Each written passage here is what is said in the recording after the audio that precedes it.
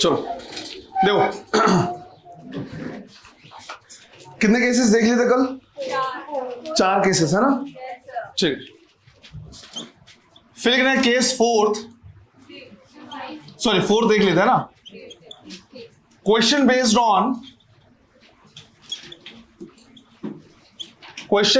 On charge redistribution.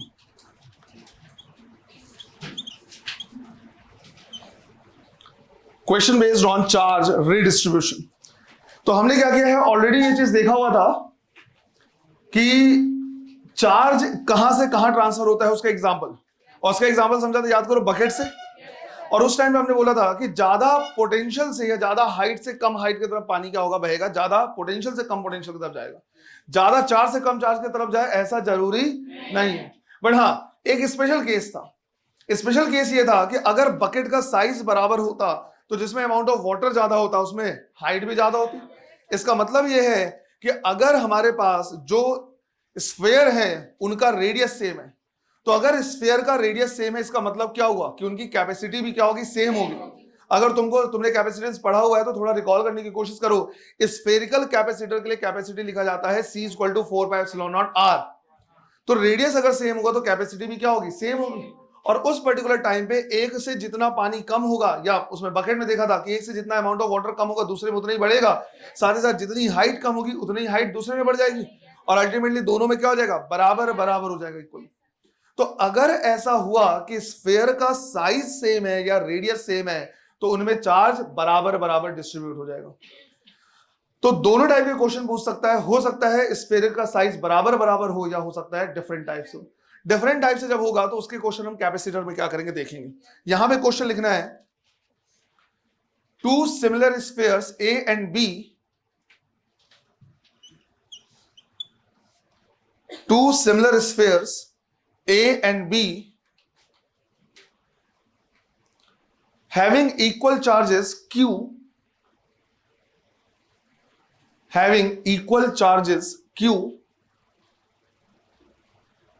placed at a distance r,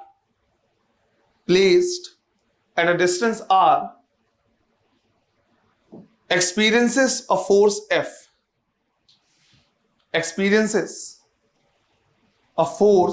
F, full stop. If a third similar neutral sphere,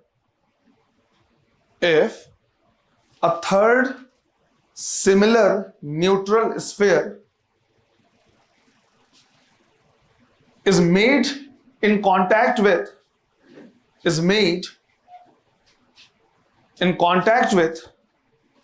sphere A,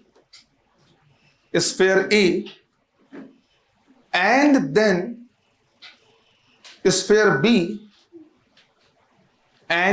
sphere B, and after that kept at the midpoint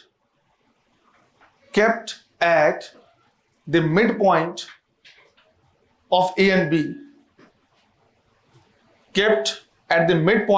A and B, then पहला question, first question है, find the force between A and B. Find the force between A and B. Force between A and B. Second, find the net force.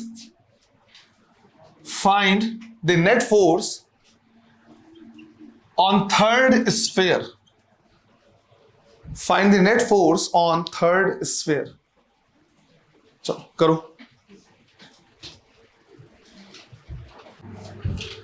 Question यहां पे बोला हुआ है कि हमारे पास 3 similar spheres हैं, राइट। पहला 2 सिमिलर स्फीयर जो है वो है A और B। दोनों में बोला है Q और Q चार्ज रखा हुआ है, दोनों के बीच का जो डिस्टेंस है वो कितना है, R। और इनके बीच में बोला है कि इनके बीच जो फोर्स लग रहा है वो कितना लग रहा है, F। तो सबसे पहले हम F को डिफाइन करेंगे कि F का मीनिंग क्या है, वो हो जाएगा क्या, KQ²/R²। अब उसके बाद बोला हुआ है कि हम एक थर्ड सिमिलर स्फीयर और न्यूट्रल C ला रहे हैं। लेट्स से इसको पहले हमने कांटेक्ट कराया किससे, ए से। तो जब हम इसको ए के साथ क्या करेंगे, कांटेक्ट मिलाएंगे, सिंस दोनों क्या है, सिमिलर है, दोनों में चार्ज बराबर बराबर हो जाएगा। इसको वैसे इमेजिन करो कि दो बराबर बकेट है, एक भरा हुआ है दूसरा खाली है, कनेक्ट करोगे दोनों में बराबर बराबर पानी हो जाएगा। तो जब बराबर बराबर होगा तो इसमें बचा Q/2, इसमें बचा Q/2। अब ये भिखारी यहां से चला दूसरे के पास कि भाई इसके साथ कांटेक्ट में, इसके पास कितना था Q/2 और इसके पास, तो टोटल चार्ज 3Q बाई, अब ये चार्ज भी दोनों में आधे आधे हो जाएंगे। इसको अगर मैं आधा आधा कर दूं तो कितना कितना 3Q/4 एंड 3Q/4। उसके बाद ये यहां से चला और इनके मिड पॉइंट में बैठ गया, तो हो गया कितना 3Q/4 इसके पास चार्ज और 3Q/4 इसके पास। अब दो क्वेश्चन पूछा हुआ है, पहला पूछा है अब बताओ ए और बी के बीच में लगने वाला फोर्स, निकाल सकते हैं हम। बोलेंगे force between A and B is equal to K Q1 Q2 divide by R square. तो ये हो जाएगा 3 तो इधर आएगा तो हो जाएगा 3KQ square divide by 4 into 2 8, नीचे आ जाएगा 8R स्क्वायर। तो हमारा आंसर आएगा अब F डैश या नया जो फोर्स है वो कितना 3/8 F के बराबर इतना होगा। सेकेंड क्वेश्चन इसमें क्या क्या है पूछा हुआ है कि सी पे लगने वाला नेट फोर्स। अब सबके पास सिमिलर फोर्स चार्जेस हैं तो सब एक दूसरे को क्या करेंगे, रिपेल करेंगे। तो इस पे दो दो फोर्स लगेगा, ए इसको रिपेल करेगा इधर तो इसको लिखेंगे force on C due to A, और बी रिपेल करेगा इधर तो इसको लिखेंगे force on C due to B. दोनों को कैलकुलेट करेंगे, जो ज्यादा होगा उससे कम वाले को सब्ट्रैक्ट कर देंगे बिकॉज दोनों अपोजिट डायरेक्शन में। तो पहले निकाल रहे हैं force on C due to A, तो हम लिखेंगे के Q1 कितना है Q/2, Q2 3Q/4 divide by दोनों के बीच का डिस्टेंस R/2। सिंस इनको मिड पॉइंट पे रखा गया है ये डिस्टेंस R/2 हो जाएगा। तो यहां पे लिखेंगे R/2 का स्क्वायर। तो पहले तो हम लिख दे रहे हैं सीधा KQ square by R square ये वाला टर्म, फिर नंबर्स को देखिए तो ऊपर में क्या है 3, नीचे में 4 और 2 8, वो नीचे आ जाएगा, और नीचे में 2 का स्क्वायर 4 ये ऊपर चला जाएगा। तो बेसिकली ये आ रहा है हमारे पास 3KQ square divide by 4R square. Equation number 1 नहीं 2R square, sorry 2R square, equation number 1। फिर हम निकालेंगे force on C due to B, इन दोनों के बीच में लगने वाला फोर्स, दोनों चार्ज सेम है तो लिखेंगे K 3Q/4 का स्क्वायर डिवाइड बाई R/2 का स्क्वायर। तो KQ square by R square, 3 का स्क्वायर हो जाएगा 9, 4 का स्क्वायर नीचे में आएगा 16, 2 का स्क्वायर 4 ऊपर जाएगा, तो इससे कैंसिल होके ये आ जाएगा कितना 9KQ square divide by 4R square. यहां पे 3KQ square by 2R square, यहां पे 9KQ स्क्वायर 4R स्क्वायर, कौन ज्यादा है सेकेंड वाला, राइट, क्योंकि इसको हम चाहे तो 6/4 लिख सकते हैं, तो 6/4 है और ये 9/4 है, ये ज्यादा है। अगर ये ज्यादा है तो हम लिखेंगे नेट फोर्स हो जाएगा force on C due to B minus force on C due to A. तो हमने लिखा 9/4 माइनस इसको मैं लिख रहा 6/4 multiplied by KQ square by R square. KQ square by R square को रिप्लेस कर सकते हैं F से, तो F से रिप्लेस कर दिया और हमने कहा कि भाई लगने वाला नेट फोर्स हो जाएगा यहाँ पे 3/4F। क्लियर है ये? तो चार्ज के रिडिस्ट्रीब्यूशन से इस तरह से क्वेश्चन क्या करना है, सॉल्व करना है। कर लो, इसे भी करो। देखो फिर हमारे पास हो जाएगा क्वेश्चन बेस्ड ऑन वेक्टर। याद करो वेक्टर के क्वेश्चन खूब सारे किए हमने। जब हम क्या कर रहे थे बेसिक पढ़ते वेक्टर का तो सारे एग्जाम्पल यहीं से उठाए हुए हैं, तो यहां पे हम बार बार फिर वो टाइम पास नहीं कर रहे हैं उसी टाइप का क्वेश्चन, सिर्फ एक क्वेश्चन कर रहे हैं जो नीट में आया हुआ है ना। अगर इसमें और क्वेश्चन चाहिए तो वेक्टर पे पूरे के पूरे क्वेश्चन इलेक्ट्रोस्टैटिक के ही हमने लिए हुए हैं। तो क्वेश्चन एक देख रहे हैं कि हमारे पास क्या है, एक स्क्वायर है,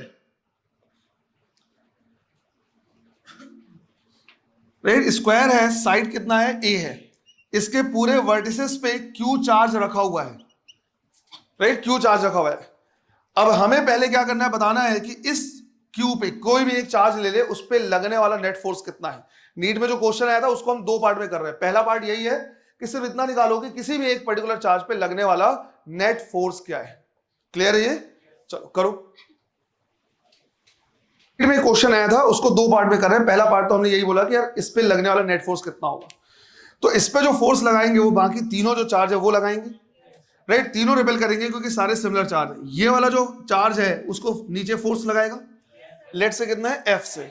अगर ये वाला चार्ज इस पे F फोर्स लगा रहा है तो ये भी चार्ज इस पे कितना फोर्स लगाएगा, F फोर्स लगाएगा। रीजन, दोनों सेम चार्ज है और दोनों के बीच का डिस्टेंस भी क्या है, सेम है। अब अगर F और F 90 डिग्री पे लग रहा है तो इनका रिजल्टेंट √2F हो जाएगा।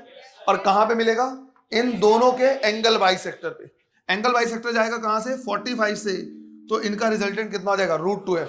अब जो F लिखा है पहले उसको डिफाइन कर दें, तो F की वैल्यू जाएगी KQ² divide by A²।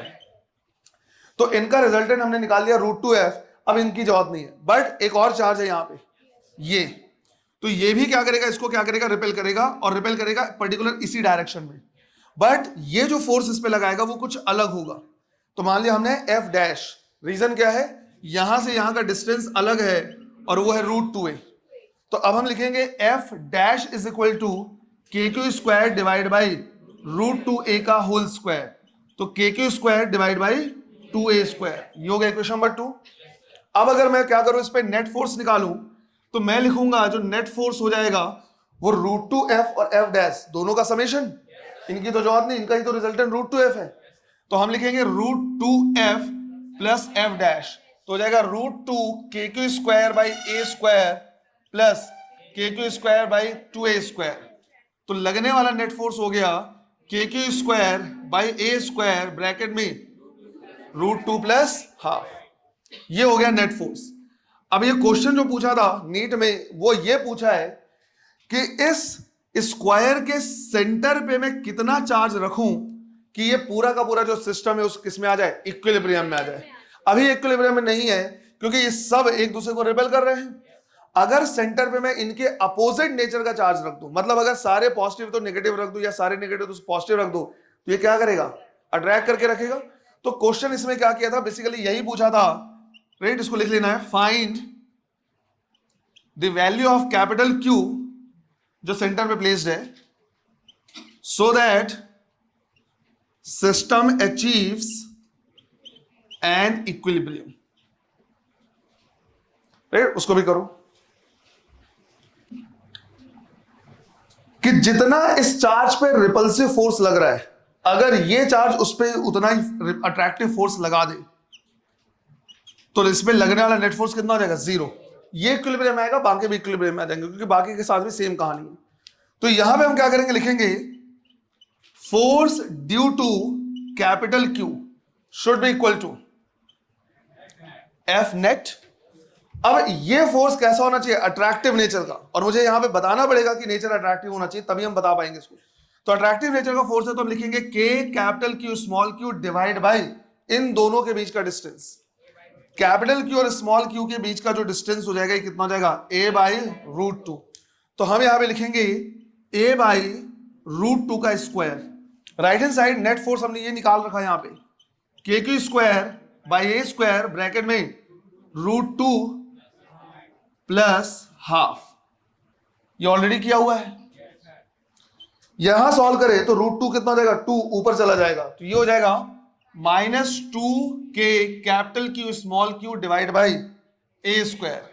Right hand side में हमारे पास K small q square divide by A² bracket में √2 प्लस हाफ। क्या क्या टर्म कैंसिल हो जाएंगे, K राइट Q और पूरा A² cancel.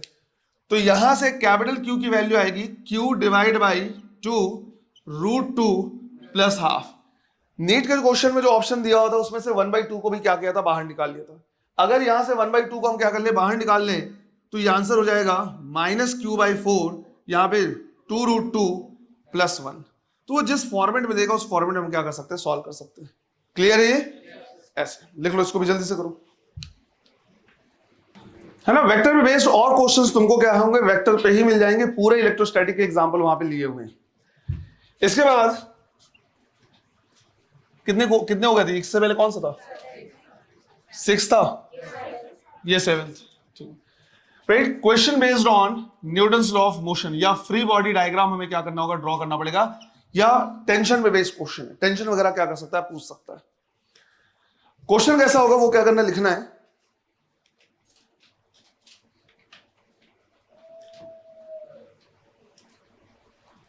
Two balls, each of mass 10 gram.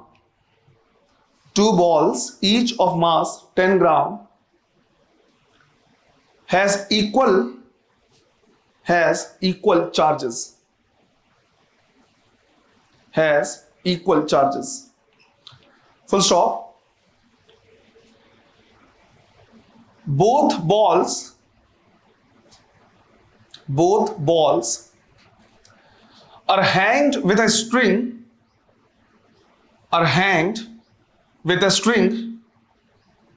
each of length 20 centimeter, each of length 20 centimeter from a common point,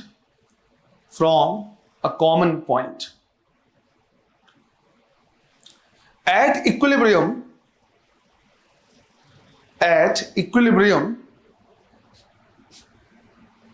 the distance between the balls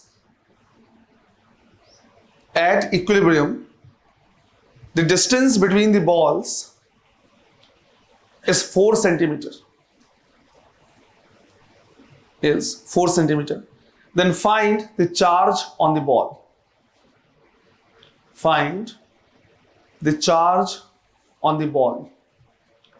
है ना। इसका ध्यान ये रखना है कि दोनों को 20 सेंटीमीटर के उससे स्ट्रिंग से लटकाया गया है ना। दोनों के लिए दो अलग अलग स्ट्रिंग है, दोनों का लेंथ कितना है 20 सेंटीमीटर, और कहां से लटकाया है, एक कॉमन पॉइंट से।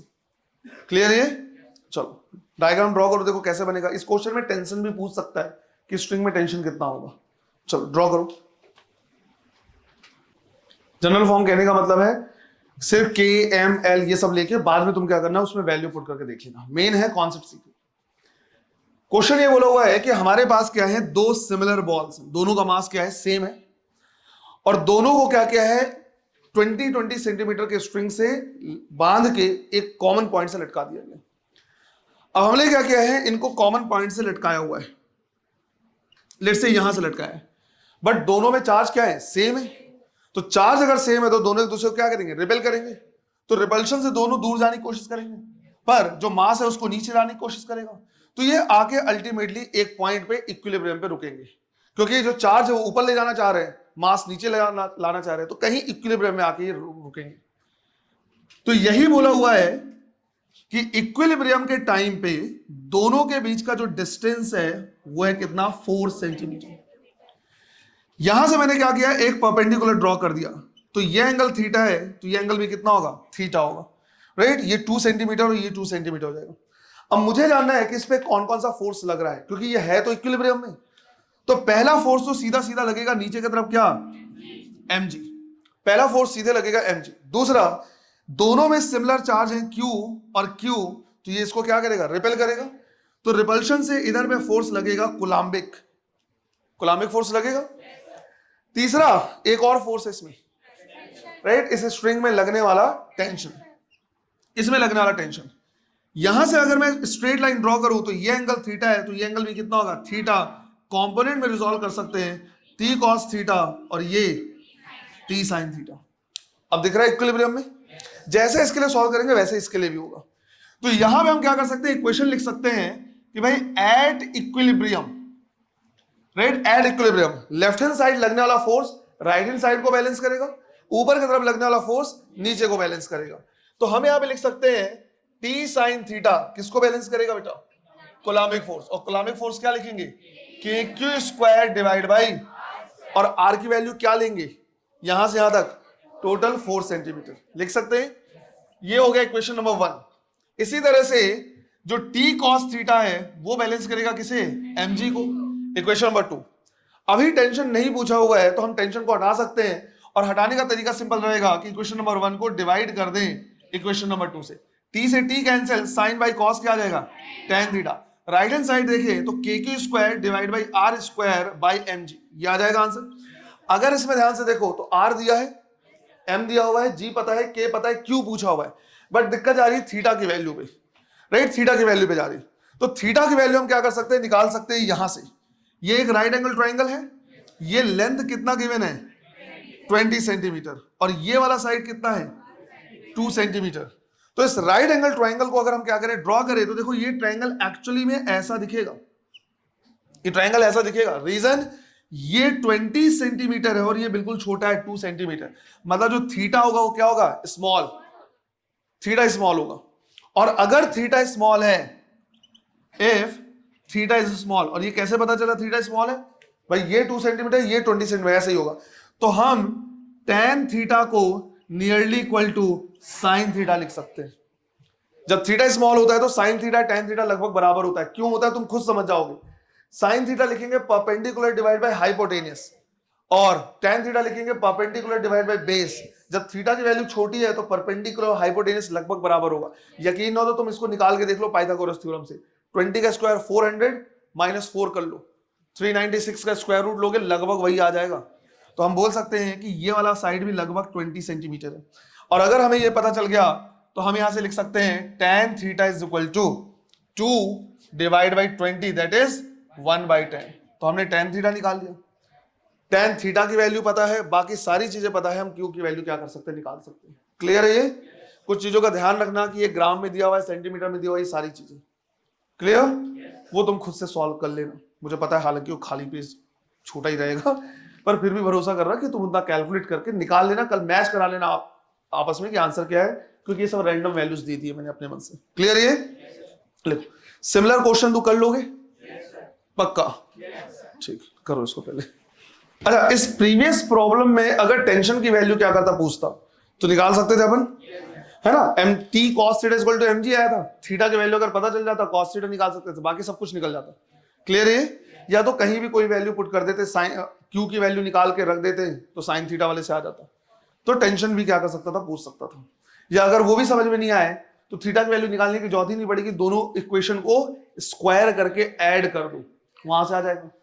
तो टेंशन भी क्या कर सकता है, पूछ सकता है। राइट, एक और क्वेश्चन करना है इसी में, क्वेश्चन लिखना है, two similar balls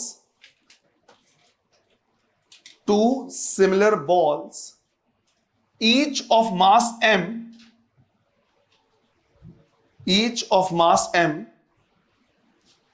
contains equal and opposite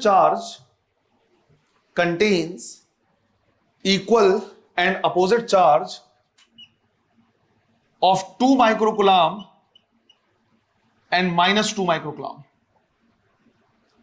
2 microcoulomb and minus 2 microcoulomb, full stop.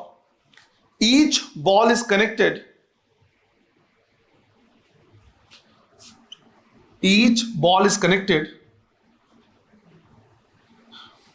with a string of length 20 centimeter, with a string of length 20 centimeter and hanged at a separation of 5 centimeter, hanged at a separation of 5 centimeter. If at equilibrium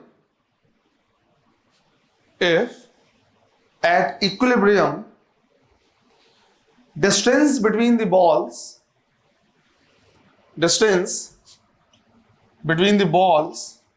is 3 centimeter, distance between the balls is 3 centimeter, then find the mass of the ball. Find the mass of the ball. इसमें भी free body diagram बनाओ, general form में solve कर लो, बाकी calculation तुम घर में कर लेना, कोई दिक्कत नहीं है, करके दिखाओ। दे दिया है ना, सॉल्व कर लेना।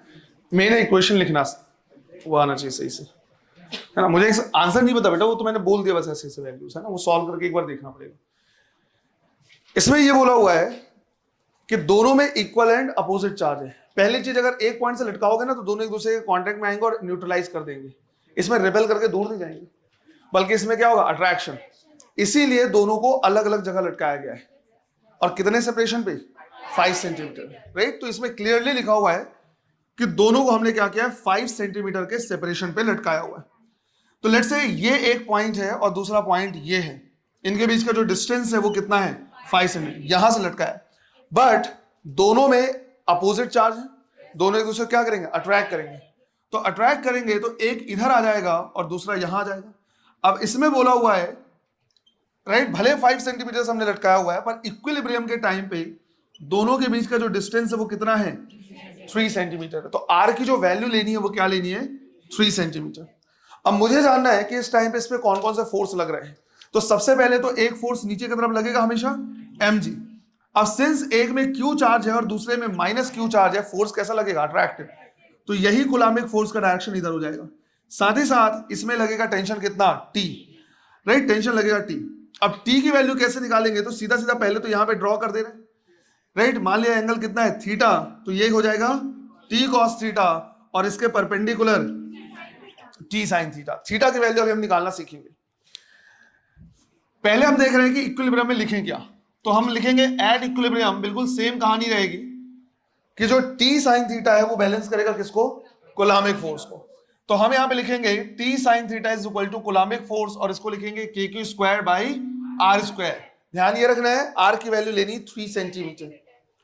फिर हम बोलेंगे कि जो t cos थीटा है वो बैलेंस कर रहा है किसे, mg को। इक्वेशन नंबर 2, दोनों को डिवाइड कर दें तो tan थीटा की वैल्यू आ जाएगी kq square divide by r square mg। ये आ जा रहा है। दिक्कत क्या आ रहा है इसमें tan थीटा की वैल्यू निकालने में। तो tan थीटा हम क्या कर सकते हैं, निकाल सकते हैं। मैं उधर पे वो नहीं कर रहा क्योंकि जो इधर के लिए हम सॉल्व करेंगे बिल्कुल भाई यहां पे भी होगा। तो यहां से मैं परपेंडिकुलर ड्रॉ कर दे रहा हूं। अब एक चीज समझना है, राइट, कि जो एंगल वो ये होगा वही एंगल ये भी होगा, दोनों एंगल क्या होंगे सेम होंगे। अब इसमें दिया ये कितना दिया हुआ है 20 सेंटीमीटर, मुझे निकालना है ये वैल्यू कितनी होगी। ध्यान से देखो ये टोटल कितना है 5 सेंटीमीटर। अगर मैं इसको यहां से ड्रॉ कर दूं, ये 3 सेंटीमीटर है तो ये भी 3 सेंटीमीटर होगा, दोनों पैरेलल लाइन है, ये 3 सेंटीमीटर है तो ये वाली वैल्यू भी कितनी होगी 3 सेंटीमीटर।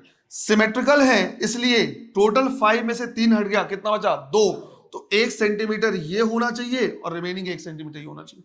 तो ये हो जाएगा कितना 1 सेंटीमीटर। अब एंगल निकाल सकते हैं हम। अगेन वही कहानी है कि भाई 1 सेंटीमीटर बहुत छोटा है, तो इसको जब हम क्या करेंगे लिखेंगे तो ये कुछ इस तरह का दिखेगा। ये हो जाएगा 1 सेंटीमीटर, ये हो जाएगा 20 सेंटीमीटर और ये एंगल क्या हो जाएगा थीटा। और हम लिखेंगे कि tan theta nearly equal to क्या हो जाएगा sin थीटा। और sin theta perpendicular divide by hypotenuse मतलब 1/20। तो इसमें थीटा की वैल्यू बदल जाएगी, वो हो जाएगी कितनी 1/20। बाकी सारा टर्म दिया हुआ है, निकाल सकते हैं। किसने कैलकुलेट किया, क्या आंसर आया? अच्छा क्या हुआ? अच्छा अच्छा नहीं ठीक है कोई दिक्कत नहीं, 2 माइक्रो, राइट। तो वैल्यू तुम खुद निकाल लेना, आपस में मैच करा लेना, सिमिलर आ रहे हैं कि नहीं आ रहे। बाकी सॉल्व करने का तरीका क्या होगा यही होगा। क्लियर है ये? तो इतने में कुछ वेराइटीज हमने देखी किसके लिए, kq square by r square, एक फॉर्मूला है, इतने वेराइटीज। क्लियर है? इसमें नंबर ऑफ क्वेश्चंस कई बन सकते हैं। तो तुम्हारी रिस्पॉन्सिबिलिटी अब ये बनती है कि पीवाईक्यू में कुलॉम्स लॉ पे बेस्ड, अभी इलेक्ट्रिक फील्ड पोटेंशियल सब नहीं जाना, ये चैप्टर थोड़ा सा बड़ा है, चैप्टर थोड़ा सा बड़ा है, काफी सारे टॉपिक है, तो अभी बाकियों में नहीं जाना है। कुलॉम्स लॉ पे बेस्ड जितने टाइप के क्वेश्चन तुमको मिले वो सॉल्व करो। पीवाईक्यू अब से हमेशा क्या करना है, अपने साथ रखना है, चैप्टर खत्म होते के साथ या टॉपिक खत्म होते के साथ उसको सॉल्व करना है। अगर तुम्हारे पास जो बुक है उसमें चैप्टर वाइज क्वेश्चन दिए तब तो बेटा चैप्टर खत्म होने का वेट करना पड़ेगा, बट अगर उसमें टॉपिक सेपरेट करके दिया हुआ है तो ये बहुत ही अच्छी बात है, क्योंकि जैसे ही वो टॉपिक कंप्लीट होगा वो क्वेश्चन तुम क्या कर सकते हो, लगा सकते हो। खाली टाइम का ऐसे ही यूटिलाइजेशन करना है पीवाईक्यू सॉल्व करके। हाँ कुछ क्वेश्चन ऐसे हो सकते हैं कि वो दूसरे टॉपिक से रिलेट होंगे। लेट्स से कि क्वेश्चन इसमें दिया है इलेक्ट्रिक फील्ड में भी है और इलेक्ट्रिक फील्ड अभी हमने पढ़ा नहीं है, क्लियर है? तो उनको छोड़ सकते हो, बट हमेशा अपने साथ क्वेश्चन पेपर रखना है या पीवाईक्यू रखना है और उसको सॉल्व करते रहना है। क्लियर? राइट, आज हम यहीं पे कंप्लीट कर रहे हैं। जो अगला टॉपिक है वो लगभग 1.25 घंटे का है, कोई मतलब नहीं, सैटरडे टेस्ट तुम लोग का तैयारी कर सकते हो। ठीक, अगला क्लास में हम शुरू करेंगे क्या, इलेक्ट्रिक फील्ड, और उसके साथ साथ पोटेंशियल भी देखेंगे। पोटेंशियल का जब कॉन्सेप्ट आएगा, याद करो पोटेंशियल एनर्जी पढ़ रहे थे अपन, पोटेंशियल एनर्जी कहां पढ़ा, वर्क पावर एनर्जी में। और उस टाइम में मैंने बोला था पोटेंशियल एनर्जी का कॉन्सेप्ट अपने आप में क्या है, काफी डीप कॉन्सेप्ट है, काफी लंबे टाइम तक पढ़ा था। बिल्कुल जो चीजें पोटेंशियल एनर्जी के लिए था सिमिलर कॉन्सेप्ट पोटेंशियल के लिए भी आएगा। तो इलेक्ट्रिक फील्ड को 2 पार्ट में पढ़ेंगे, पहले से बता दे रहा, एक पार्ट पढ़ेंगे डायरेक्ट और दूसरा पार्ट पढ़ेंगे जब गॉस थ्योरम कर लेंगे उसके बाद। तो इलेक्ट्रिक फील्ड के साथ साथ इलेक्ट्रिक फील्ड कंप्लीट करने के बाद हम पढ़ेंगे पोटेंशियल, और पोटेंशियल का कॉन्सेप्ट अगेन थोड़ा सा ध्यान रहना, केयरफुल रहना, क्योंकि रिलेटिव क्वांटिटी होती है। क्लियर है ये? तो बाकी अपन देखेंगे फिर मंडे को। क्लियर? चलो, थैंक यू।